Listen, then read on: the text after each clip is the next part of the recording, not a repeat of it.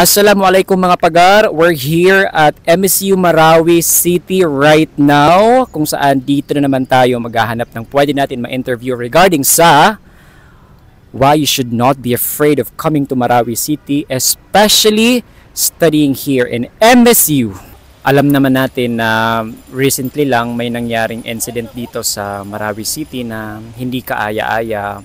Paano mo ba i-change yung mindset ng mga tao, especially mga non-Muslim, na wag silang matakot mag-aral dito, especially sa MSU Marawi? Para machinsangan sumain o mga mga non-Muslim may laksiran si kung sa Marawi kagito balaborop sa miya sa gym saktan mga taxi sa Marawi napakilitan no kiran so kapyatano kanabulang na taw si ina mga rarata. Ano yung pinaka gusto mo sa Maranao culture?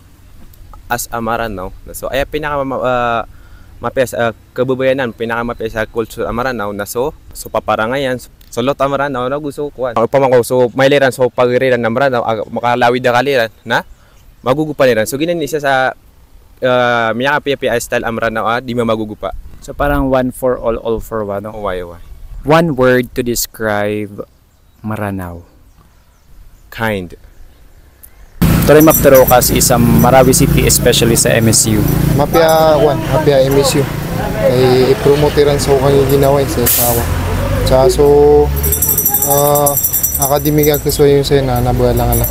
Ano yung message mo sa mga friends natin na non-Muslim na wag silang matakot pumunta sa Marawi, especially mag-aral sa Marawi dahil maganda naman yung sistema dito sa Marawi, especially sa MSU?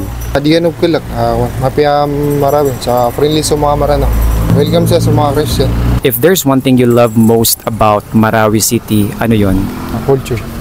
Parang sa culture Maranao, parang may misconception ng mga Christian. So, moro parang mga terrorist. Sa mga moro na ako, mga friendly. Parang, open siran sa langon na tribes.